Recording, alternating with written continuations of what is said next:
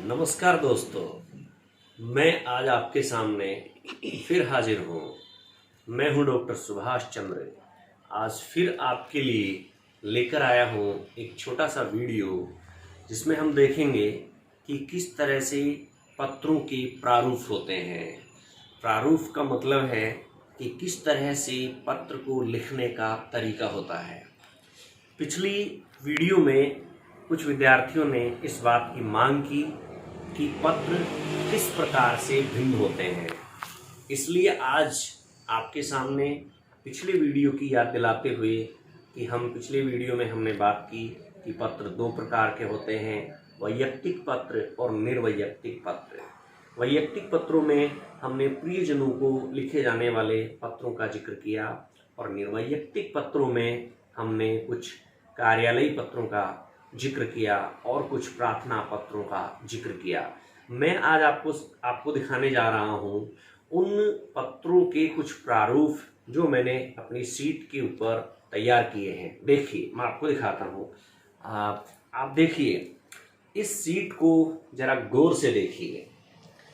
इस सीट में आप देखेंगे कि यह जो पत्र का प्रारूप है उसमें सबसे पहले आप ऊपर देखेंगे कि यह आवेदन पत्र का प्रारूप है। आवेदन पत्र या प्रार्थना पत्र का प्रारूप है। सबसे पहले जैसे कुछ विद्यार्थियों ने पूछा था कि कहाँ कैसे लिखें, लिखने का तरीका कैसे होना चाहिए, तो उसके लिए मैंने ये एक शीट आप लोगों के लिए तैयार की है। सबसे ऊपर आप लिखेंगे कि जो पत्र लिख रहा है उसका नाम और उसका पता। उसके ठीक नीचे कब लिखा जा रहा है, कितनी दिनांक को लिखा जा रहा है, वह आप अपने पत्र में अंकित करेंगे। उसके बाद से पत्र में आप संबोधित करने वाले शब्द से शुरू करेंगे, जैसे कि सेवा में, और उसके उसके ठीक नीचे जो पत्र को प्राप्त करने वाला है उसका पद नाम और कार्यालय का नाम और उस कार्यालय का पता। उसके बाद में आप आएंगे विषय के ऊपर कि इस पत्र का विषय क्या है।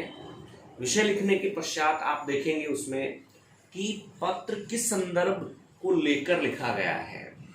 उसके बाद में आप नीचे आएंगे तो संबोधन, आप जैसे महोदय, इस तरह के संबोधन के बाद फिर पत्र का वही स्वरूप है जिस तरह से आप आम तौर पे पत्र लिखते हैं। सबसे पहले आप लिखेंगे कि पत्र का विषय परिचय, जैसे कि सविनय निवेदन है कि या आपको ध्यान है कि या आपको बताया गया है। उसके बाद में पत्र का मुख्य जो विषय है वो उसके ऊपर आप विस्तार से लिखेंगे। जैसे मैंने आप देखिए कि बड़ा बॉक्स बनाया है और उस बड़े बॉक्स में आप देख रहे हैं कि जो पत्र का मुख्य विषय है उसका आप विस्तार पूर्वक वर्णन करेंगे। और अंत में जो निवेदन है वह आपको अपना अनुच्छेद चेंज करके, जिसको आप पैराग्राफ चेंज करना बोलते हैं, वो आप लिखेंगे। और सबके अंत में आप देखिए कि इस तरफ से धन्यवाद लिखेंगे बाईं तरफ, और दाहिनी तरफ आप भवदीय लिखेंगे और उसके ठीक नीचे हस्ताक्षर करेंगे। हस्ताक्षर करने के बाद अपना नाम कोष्टक में लिखेंगे। इसके फिर नीचे आपने अगर कोई छाया चित्रों की प्रतिलिपि अगर आपने लगाई है तो उसको आप इसमें लगा सकते हैं। तो ये एक जो प्रारूप है ये आवेदन पत्र का प्रारूप है। अब मैं आपको एक दूसरा प्रारूप दिखाने जा रहा हूं और वह जो प्रारूप है वो है कार्यालयी पत्र का प्रारूप। आप गौर से देखिए इस प्रारूप को कि कार्यालय में जो पत्र लिखा जाता है उसका प्रारूप इस तरह से हो सकता है। आपको मैं वीडियो में जरा नजदीक करके ये दिखाता हूँ कि देखिए इस पत्र को, इस प्रारूप को, कि कैसे आप इसमें पूरी तरह से पढ़ सकते हैं। मैंने इसमें क्रम लगाया है कि सबसे पहले क्या लिखा जाना है, उसके पश्चात आपको क्या लिखना है और कितनी जगह छोड़ के किस तरह लिखना है। ये कार्यालयी पत्र का एक प्रारूप है। आप देखिए कि इस कार्यालयी पत्र के प्रारूप में सबसे ऊपर कार्यालय और निदेशक अधिकारी कि जहां से यह पत्र भेजा जा रहा है। जैसे मान लीजिए कि हमारे केंद्रीय संस्कृत विश्वविद्यालय वेद व्यास परिसर से यह पत्र भेजा जा रहा है, तो सबसे ऊपर हमारे केंद्रीय संस्कृत विश्वविद्यालय का नाम होगा और हमारे जो अधिकारी हैं प्राचार्य जी जो अब निदेशक हो गए हैं उनके पद का नाम होगा, और उसके बाद में कार्यालय का पता होगा और कार्यालय का नाम होगा। ऊपर दूसरे नंबर पे आप देखिए कि पत्र क्रमांक, मैं वीडियो को जरा बड़ा करके दिखाता हूँ। पत्र क्रमांक दूसरे नंबर पे है, दूसरे नंबर पे पत्र क्रमांक लिखा जाता है। यह पत्र क्रमांक केवल कार्यालयी पत्रों में ही लिखा जाता है। तीसरे नंबर पे इसमें है कि दिनांक, आप किस दिनांक को लिख रहे हैं। उसके बाद में पत्र पाने वाले अधिकारी को, जैसे मान लीजिए आपने कुलपति जी को पत्र लिखा है यहाँ से हमारे परिसर की ओर से, तो यहाँ कुलपति जी का नाम, कार्यालय और उनका पता यहाँ लिखा जाएगा। किस विषय में लिखा जा रहा है कार्यालय की ओर से पत्र, जैसे मान लीजिए आपके छात्रावास में जो कुर्सियां हैं उनकी कमी है, तो उस कमी को पूरा करने के लिए वीसी साहब को हमने पत्र लिखा है, तो यहाँ विषय उसमें लिखा जाएगा। संदर्भ जो है वो भी इसमें जोड़ा जाएगा कि किस संदर्भ में यह पत्र लिखा जा रहा है। उसके बाद में वही पत्र का प्रारूप जो कि हमने प्रार्थना पत्र में देखा था, संबोधन लिखा जाएगा, पत्र के विषय का थोड़ा सा परिचय दिया जाएगा।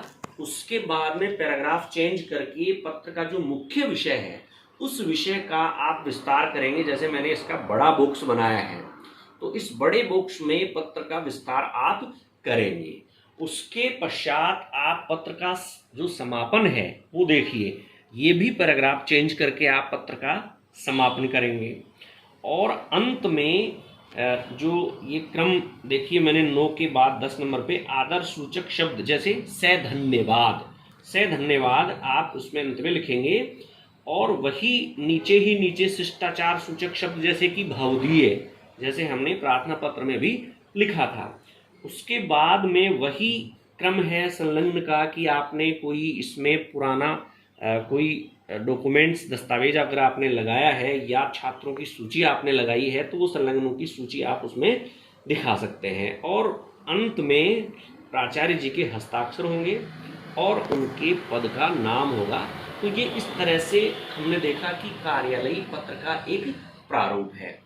अब मैं समझता हूँ कि पत्र लेखन के इस पूरे वीडियो में आपने देखा कि किस तरह से पत्र लिखे जा सकते हैं।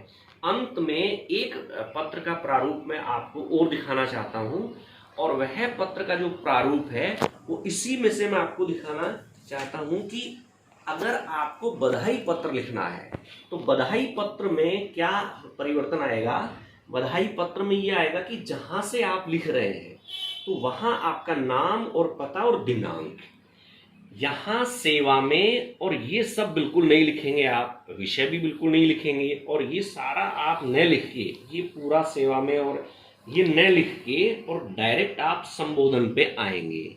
और संबोधन में आप जिसको भी आप बधाई पत्र लिख रहे हैं उसका संबोधन लिखेंगे। जैसे मान लीजिए आप अपने दोस्त को लिख रहे हैं तो आप उसमें लिखेंगे कि प्रिय मित्र, और फिर उसको बधाई देने जा रहे हैं आपकी मित्र का शिक्षक भर्ती परीक्षा में चयन हो गया है, तो उसका आप विषय परिचय आप बताएंगे। और उसके बाद में अपने पत्र का जो मुख्य विषय है बधाई देना, उसका थोड़ा सा विस्तार आप करके, और फिर अंत में आप लिखेंगे कि आपका, भवदीय की जगह आप लिखेंगे आपका, फिर अपना नाम लिख सकते हैं या आप केवल आपका भी लिख सकते हैं, आपका प्रिय मित्र। तो इस तरह से ये पत्रों के जो प्रारूप मैंने आपको बताए हैं, ये इस तरह से आप लिख सकते हैं। और मैं समझता हूँ कि आप सभी ने ये जो 2 वीडियो देखे हैं पत्र लेखन के और पत्र प्रारूपों के, तो उसमें मैं समझता हूँ कि पत्र प्रारूप की पूरी प्रविधि, पूरी विधि, पूरा तरीका आपने समझा। और आज के लिए इतना ही, धन्यवाद।